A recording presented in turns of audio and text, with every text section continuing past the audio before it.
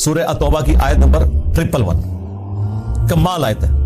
یہ جو جتنا یہ فتنہ کھڑا کیا نا پیری مریدی کا, کہتے ہیں جی جس کا کوئی پیر نہیں اس کا پیر شیطان ہے, پیر ضرور ہونا چاہیے, ٹھیک ہے. اور جب ہم پوچھیں یہ کہاں لکھا ہوا ہے, وہ کہتے ہیں وہ جی حضرت بایزید بستامی نے فرمایا. بھائی حضرت بایزید بستامی کا قرآن و سنت کے ساتھ کیا لینا دینا؟ دین تو اس شخصیت کے اوپر نازل ہوا ہے جس کی قبر مدینے میں ہے صلی اللہ علیہ وآلہ وسلم. وہ کہتے ہیں دیکھیں اللہ کے نبی پیر تھے صحابہ کرام کے, اور صحابہ کرام ان کے مریدین تھے. اچھا جی آگے چلیں, کہتے ہیں دیکھیں خلفائے راشدین بھی تو صحابہ کرام کے پیر تھے, حالانکہ اس بیعت کا پیری مریدی کی بیعت سے کوئی لینا دینا نہیں.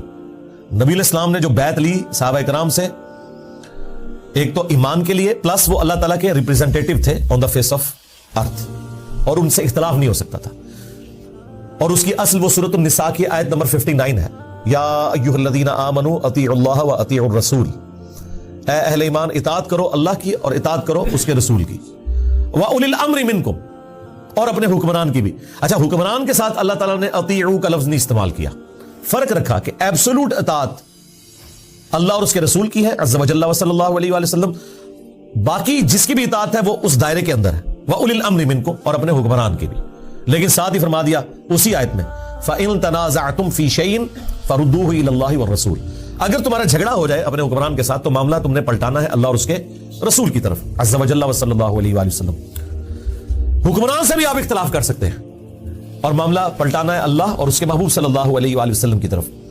اِن كُنتُمْ تُؤْمِنُونَ بِاللَّهِ وَالْيَوْمِ الْآخِرِ, اگر تم اللہ اور یوم آخرت کے اوپر ایمان رکھتے ہو پھر ہی تمہارا یہ ایٹیٹیوڈ ہوگا, اور اسی میں تمہاری خیریت ہونے والی ہے, اسی کا انجام بہتر ہونے والا ہے. یہ سورۃ النساء آیت نمبر 59 میں اللہ تعالیٰ نے واضح فرما دیا. اسی کے تحت ہم کہتے ہیں کہ حکمران وقت کی بھی بیعت ایبسولوٹ نہیں ہے, قرآن و سنت کے دائرے کے اندر ہے. پیری مریدی کی بیعت کا تو اس سے کوئی لینا دینا ہی نہیں تھا, یہ تو پیرلل میں انہوں نے سسٹم کھڑا کیا. اور اگر آپ من و عن وہ احادیث جو بیعت خلافت سے متعلق ہے ان کو پیری مریدی کے اوپر اپلائی کریں گے اجتہاد کے طور پر, پھر سرکار بڑا خطرناک رزلٹ نکلے گا, بلکہ خطرے ناک نکلے گا, خطرناک سے بھی اگلا ورژن. کیونکہ اس میں تو واضح موجود ہے, بخاری مسلم میں حدیث ہے کہ جو خلیفہ وقت کی بیعت کے بغیر مرا یا وقت کے امام کو پہچانے بغیر مرا وہ جاہلیت کی موت مرا. مسلم شریف میں حدیث ہے جب ایک خلیفہ کی بیعت ہو جائے تو جو کوئی بھی بیعت کے لیے کھڑا ہو اسے قتل کر دو.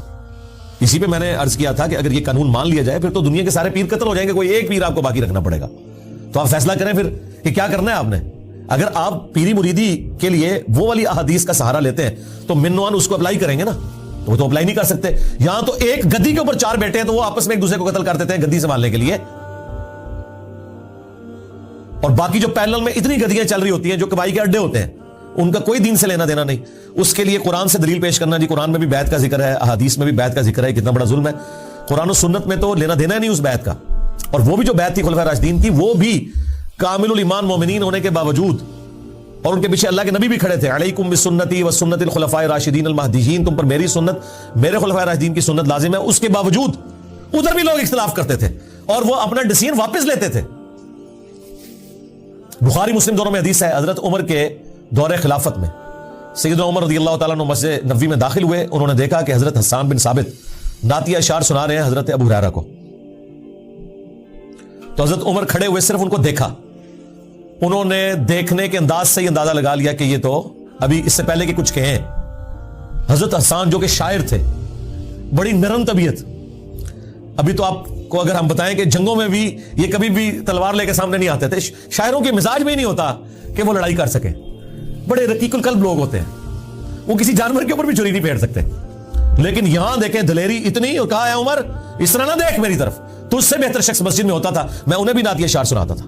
حضرت عمر نے بھی کچھ بولا بھی نہیں ہے, اور یہ بندہ اتنا دلیر ہو گیا شاعر ہونے کے باوجود کہ اس نے دیکھا بھی کیوں. یہ دلیری کس نے دی تھی ان کو؟ اللہ کے محبوب علیہ السلام نے. یہ جرت کس نے دی تھی؟ آگے سے حضرت عمر نے اپنی عزت بچانے کے لیے یہ بھی نہیں کہا کہ میں ابھی پہ تکتا سا نا, ہو سکتا تھا نا بندہ دیکھے امیر المومنین کی سریام اس طریقے سے ایک بندہ للکارا ہے, اس طرح دیکھ میرے حل سرکار یہ کون سنتا ہے. آج کوئی ایک محلے کا کونسلر کی بات سننے کے لیے تیار نہیں ہے, اور جس کے سامنے پرشین امپائر ڈھیر ہو چکی, رومن امپائر اسے جزیہ دے رہی ہے, اور وہ حضرت عمر تو اپنے آخری خطبات میں کہتے تھے کہ یا اللہ عرش پہ تو ہے اور دنیا پہ میں ہوں.